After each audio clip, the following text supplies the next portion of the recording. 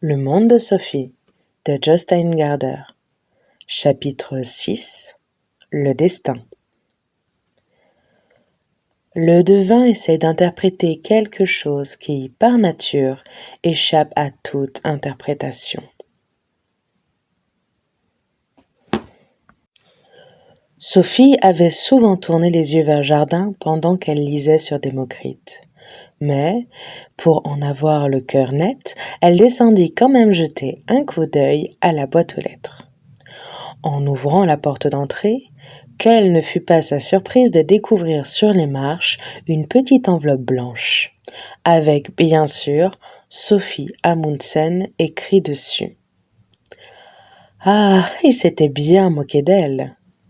Juste le jour où elle observait la boîte aux lettres, le mystérieux philosophe s'était faufilé par un autre chemin derrière la maison et s'était contenté de déposer la lettre sur les marches avant de filer dans la forêt. Ça alors! Comment avait-il deviné que Sophie surveillerait aujourd'hui la boîte aux lettres? Est-ce que cette mystérieuse personne l'avait aperçue à la fenêtre? Bon, elle avait au moins récupéré la lettre avant le retour de sa mère, c'était déjà ça. Sophie regagna rapidement sa chambre et ouvrit la lettre. Les coins de l'enveloppe étaient légèrement mouillés et portaient comme une marque de dents assez profonde. Comment était-ce possible? Cela faisait plusieurs jours qu'il n'avait pas plu. Sur le bout de papier était écrit « Crois-tu au destin? La maladie est-elle une punition des dieux? Quelle force gouverne le cours de l'histoire ?» Si elle croyait au destin, à première vue plutôt non. Elle connaissait beaucoup de personnes qui y croyaient. Plusieurs de ses amis de classe lisaient par exemple l'horoscope dans les revues.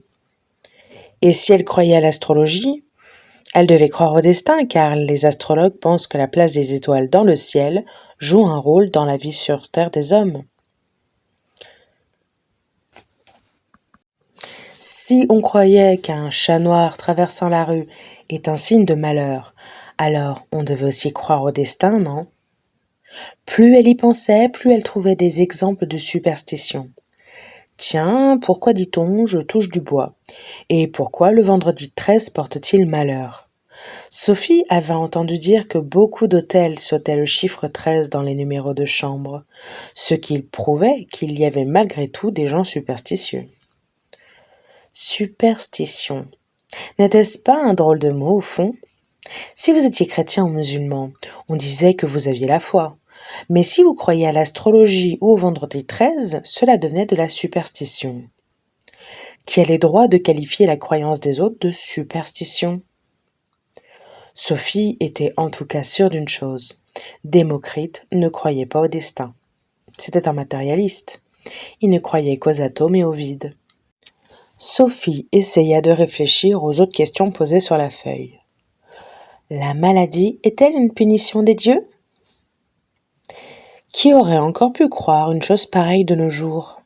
Cela dit, beaucoup demandaient l'aide de Dieu pour guérir, ce qui voulait dire qu'on croyait que Dieu avait son mot à dire sur la santé et la maladie de chacun. Il était autrement plus difficile de se prononcer sur la dernière question. Sophie ne s'était jamais demandé ce qui gouvernait l'histoire. Ce devait être les hommes, non?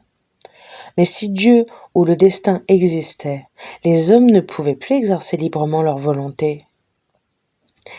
Cette idée du libre exercice de la volonté mit Sophie sur un tout autre rail. Pourquoi accepter que le philosophe mystérieux joue au chat et à la souris avec elle? Pourquoi n'écrirait-elle pas à son tour une lettre à l'inconnu? Il ou elle viendrait certainement déposer une autre grande enveloppe jaune dans la boîte aux lettres, soit dans le courant de la nuit, soit demain dans la matinée. À son tour de lui déposer une lettre. Sophie se mit tout de suite à l'œuvre. Ce n'était pas si facile que ça d'écrire à quelqu'un qu'elle n'avait jamais vu. Elle ne savait même pas si c'était un homme ou une femme et si cette personne était jeune ou âgée. Peut-être était-ce même quelqu'un qu'elle connaissait. Elle finit par rédiger la lettre suivante. Très honoré philosophe, il est grand cas dans cette maison de votre généreuse offre de cours de philosophie par correspondance. Mais on souffre aussi de ne pas savoir qui vous êtes. C'est la raison pour laquelle nous vous prions de vous présenter et de décliner votre identité. En échange, vous êtes cordialement invité à entrer prendre une tasse de café à la maison, mais de préférence quand maman n'est pas là. Elle travaille de 7h30 à 17h tous les jours du lundi au vendredi. Quant à moi, je vais pendant ce temps au collège, sauf le jeudi, où je rentre toujours à 14h15. Je précise que je sais bien faire le café.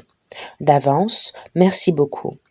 Salutations respectueuses de votre élève dévouée, Sophie, 14 ans. Tout au bas de la feuille, elle écrivit « Réponse souhaitée ».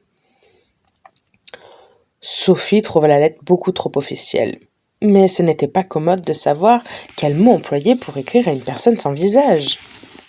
Elle fourra la feuille dans une enveloppe rose qu'elle referma. Puis elle écrivit au recto « Au philosophe ». Le problème consistait à déposer la lettre là-bas sans que sa mère ne la trouve. Il fallait dans un premier temps attendre que sa mère soit rentrée avant de la glisser dans la boîte aux lettres. Et dans un second temps, ne pas oublier d'aller voir la boîte aux lettres tôt le lendemain matin avant qu'on ne livre le journal. Si elle ne recevait pas de nouvelles lettres dans la soirée ou la nuit, elle serait obligée d'aller récupérer l'enveloppe rose. Pourquoi fallait-il que tout soit si compliqué ? Ce soir-là, bien que ce fût vendredi soir, Sophie monta se coucher tôt. Sa mère tenta de la retenir en lui proposant de manger une pizza et de regarder Derrick, leur série policière préférée. Mais Sophie prétexta qu'elle était fatiguée et qu'elle voulait lire au lit.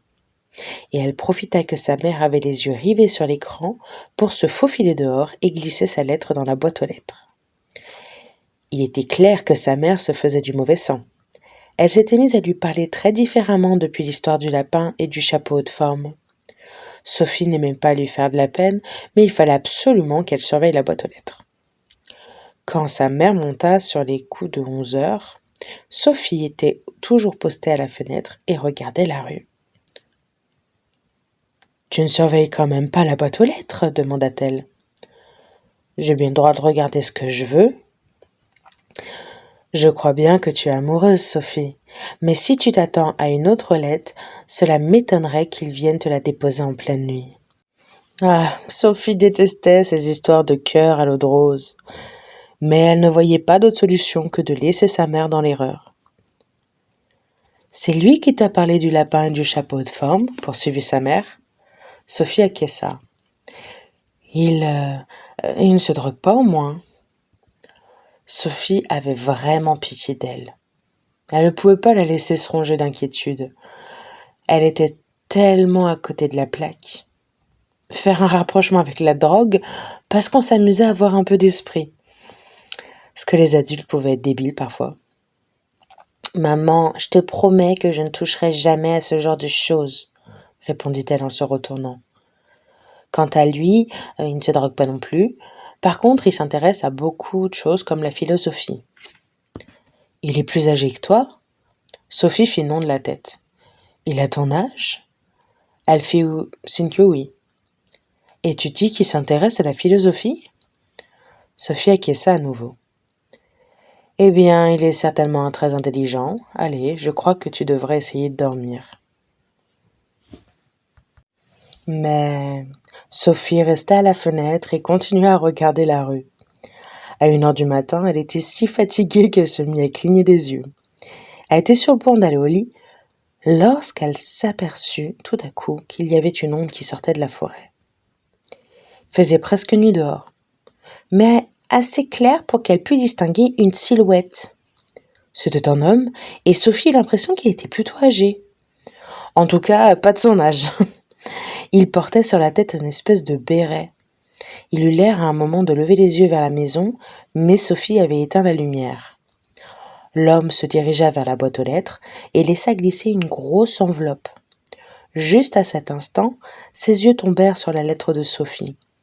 Il mit la main dans la boîte aux lettres et l'attrapa. La seconde d'après, il était déjà loin. Il rejoignit presque au pas de course le chemin qui mène à la forêt et disparut en un clin d'œil. Sophie avait le cœur battant. Elle l'aurait bien poursuivi en chemise de nuit. Encore que non. Non, elle n'osait pas courir après un inconnu au beau milieu de la nuit. Mais il fallait sortir chercher l'enveloppe. Elle attendit un petit moment avant de descendre prudemment l'escalier, de tourner la clé dans la serrure et d'aller à la boîte aux lettres. En moins de 2, elle était revenue dans sa chambre avec la grande enveloppe à la main. Elle s'assit sur le bord du lit et retint son souffle. Quelques minutes s'écoulèrent où il ne se passa rien. Alors, elle ouvrit la lettre et se mit à lire. Elle ne s'attendait pas, bien sûr, à avoir déjà une réponse à sa lettre. Celle-ci viendrait plutôt demain. Coucou Sophie, c'est moi. À toute fin utile, je précise que tu ne dois jamais essayer de m'espionner. Nous nous rencontrerons un jour, mais c'est à moi de décider où et quand.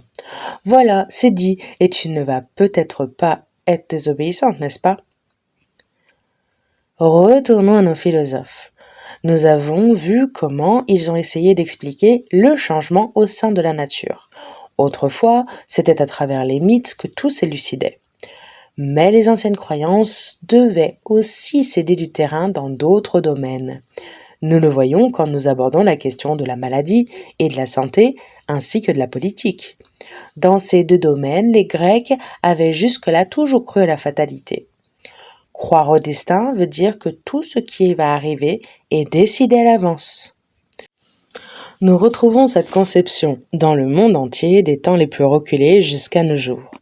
Dans le Nord existe une croyance très ancrée dans le Lagnad, la prédestination, tel qu'il apparaît dans les anciennes sagas islandaises. Chez les Grecs, comme dans d'autres parties du monde, nous trouvons l'idée que les hommes peuvent avoir accès à la connaissance de leur destin à travers diverses formes d'oracles. Cela signifie que le destin d'un homme ou d'un État peut être interprété de différentes manières. Il y a encore des gens qui croient que l'on peut se faire tirer les cartes, se faire dire la bonne aventure ou lire dans les étoiles. Une variante consiste à lire dans le marc de café. Une fois la tasse bue, il reste au fond un petit dépôt.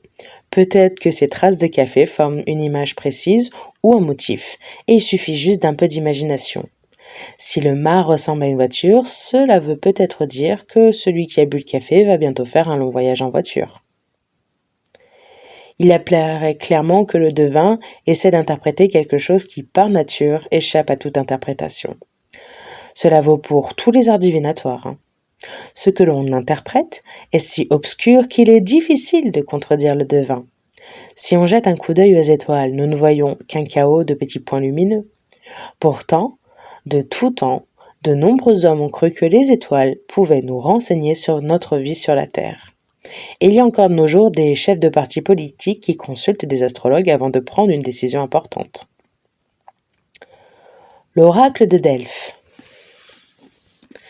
Les Grecs croyaient pouvoir connaître leur destin grâce à l'oracle de Delphes. Le dieu Apollon était ici le dieu de l'oracle. Il parlait par l'intermédiaire de la Pythie, sa prêtresse, qui trônait sur un fauteuil au-dessus d'une faille de la terre. Des gaz s'échappaient de cette faille et rendaient la Pythie quasi inconsciente. Cela était indispensable pour qu'elle devienne le porte-parole d'Apollon. En arrivant à Delphes, on posait sa question au prêtre qui officiait là-bas. Ces derniers la transmettaient à la Pythie, elle répondait quelque chose de si incompréhensible ou de si flou que les prêtres devaient ensuite traduire la réponse à celui qui l'avait posée. Les Grecs croyaient aussi profiter de la sagesse d'Apollon qui savait tout du passé comme de l'avenir. Beaucoup de dirigeants n'osaient pas s'engager dans une guerre ou prendre de graves décisions avant d'avoir consulté cet oracle. Les prêtres d'Apollon firent donc office de diplomates et de conseillers puisqu'ils connaissaient particulièrement bien le pays et le peuple. Au-dessus du temple de Delphes, il y avait une célèbre inscription « Connais-toi toi-même ». Cela devait rappeler à l'homme qu'il était mortel et qu'aucun homme ne pouvait échapper à son destin. De nombreux Grecs composèrent des poèmes au sujet d'hommes rattrapés par leur destin. Ça devint le sujet de toute une série de pièces de théâtre, tragédie, mettant en scène ces personnages tragiques. La plus célèbre d'entre elles est l'histoire du roi Oedipe. La science de l'histoire et la médecine. Le destin ne déterminait pas seulement la vie de chaque homme. Les Grecs croyaient aussi que la marche du monde elle-même reposait entre les mains du destin. L'issue d'une guerre pouvait dépendre des dieux. Encore aujourd'hui, beaucoup de personnes croient que Dieu et d'autres forces spirituelles gouvernent la marche du monde. Mais exactement au moment où les philosophes grecs tentaient de trouver une explication rationnelle aux phénomènes naturels, une science de l'histoire était en train de se mettre en place, qui avait pour tâche de trouver les causes naturelles derrière le déroulement de l'histoire. Une guerre perdue n'était plus imputée désormais à une simple vengeance divine. Les historiens grecs les plus connus furent Hérodote, 484-424 avant Jésus-Christ, Thucydide, 460-400 avant Jésus-Christ. Pour les Grecs, la maladie était le fait des dieux. Ceux-ci donnaient aux hommes des maladies contagieuses pour les punir. D'un autre côté, il était également dans leur pouvoir de les guérir à la seule condition que leur soient faits des sacrifices dans les règles de l'art. Cette croyance n'est pas spécifiquement grecque. Avant l'avènement de la médecine moderne, la maladie était presque partout considérée comme ayant une cause surnaturelle. Les termes de flu en anglais ou influenza en norvégien pour dire grippe signifiaient à l'origine que l'on subissait la mauvaise influence des étoiles. Même aujourd'hui, beaucoup de personnes dans le monde croient que diverses maladies comme le sida par exemple sont une punition de Dieu. Et nombreux sont ceux qui s'imaginent pouvoir guérir grâce à des forces surnaturelles. Ainsi, tandis que les philosophes grecs ouvraient la voie à un nouveau mode de pensée, naissait une nouvelle conception de la médecine qui tentait d'expliquer la maladie et la santé de manière naturelle. Le fondateur de la médecine grecque passe pour être Hippocrate, qui naquit sur l'île de Kos vers 460 avant Jésus-Christ. La meilleure défense contre la maladie consistait, selon Hippocrate, à vivre simplement et de manière mesurée. L'état de santé est naturel à l'homme. Quand on tombe malade, c'est parce que la nature sort de ses rails, à cause d'un déséquilibre corporel ou spirituel. Le chemin qui mène à la santé passe par la modération, l'harmonie et une âme saine dans un corps sain. De nos jours, on ne parle que de l'éthique de la médecine. On entend par là qu'un médecin se doit d'exercer la médecine en respectant certaines lois morales. Ainsi, un médecin n'a pas le droit de rédiger une ordonnance de médicaments pour les gens en bonne santé. Il est en outre tenu au secret professionnel, c'est-à-dire qu'il n'a pas le droit de rapporter des propos d'un patient au sujet de sa maladie. Tout ceci vient d'Hippocrate. Il exigeait que ses élèves prêtent le serment suivant. Je jure par Apollon, médecin, par Esculape, par Hygie et Panacée, par tous les dieux et toutes les déesses, les prenant à témoin que je remplirai, suivant mes forces et ma capacité, le serment et l'engagement suivant. Je mettrai mon maître de médecine au même rang que les auteurs de mes jours. Je partagerai avec lui mon savoir et, le cas échéant, je pourvoirai à ses besoins. Je tiendrai ses enfants pour des frères et, s'ils désirent apprendre la médecine, je la leur enseignerai sans salaire ni engagement. Je ferai part des préceptes, des leçons orales et du reste de l'enseignement à mes fils, à ceux de mon maître et aux disciples liés par un engagement et un serment suivant la loi médicale, mais à nul autre. Je dirigerai le régime des malades à leur avantage, suivant mes forces et mon jugement, et je m'abstiendrai de tout mal et de toute injustice. Je ne remettrai à personne du poison, si on m'en demande, ni n'en prendrai l'initiative d'une pareille suggestion. Semblablement, je ne remettrai à aucune femme un pécer abortif. Je passerai ma vie et j'exercerai mon art dans l'innocence et la pureté. Je ne pratiquerai pas l'opération de la taille. Je la laisserai aux gens qui s'en occupent. Dans quelque maison que j'entre, j'y entrerai pour l'utilité des malades, me préservant de tous méfaits volontaires et corrupteurs, et surtout de la séduction des femmes et des garçons, libres ou esclaves. Quoi que je vois ou entende en société, pendant l'exercice ou même hors de l'exercice de ma profession, je tairai ce qui n'a pas besoin d'être divulgué, regardant la discrétion comme un devoir en pareil cas. Si je remplis ce serment sans l'enfreindre, qu'il me soit donné de jouir heureusement de la vie de ma profession honorée. À jamais, parmi les hommes, si je le viole et que je me parjure, puissais-je avoir un sort contraire. En se réveillant ce samedi-là, Sophie sauta du lit. Était-ce un rêve ou avait-elle vraiment vu le philosophe ? Elle passa un bras sous le lit pour vérifier. Mais non, la lettre qu'il avait déposée cette nuit était toujours là. Sophie se souvint de tout ce qu'elle avait lu sur la croyance au destin des Grecs. Et ce n'était donc pas un rêve. Bien sûr qu'elle avait aperçu le philosophe, et encore mieux, elle l'avait observé de ses propres yeux emporter sa lettre avec elle. Sophie se mit à quatre pattes et tira de dessous le lit toutes les feuilles dactylographiées. Mais qu'est-ce que c'est que ça ? Tout contre le mur brillait quelque chose de rouge. Un foulard ? Elle rampa sous le lit et réapparut, un foulard à la main, rouge.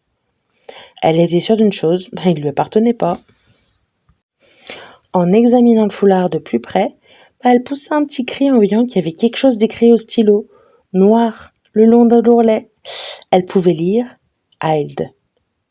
Hild ? Qui était donc cette Hild ? Comment se faisait-il que leurs chemins se croisent de cette façon ? Merci d'avoir écouté ce nouveau chapitre du Monde de Sophie. Pour connaître la suite de l'histoire, je vous invite à vous abonner et à partager avec d'autres amis la découverte de cette œuvre. Belle fin de journée à vous.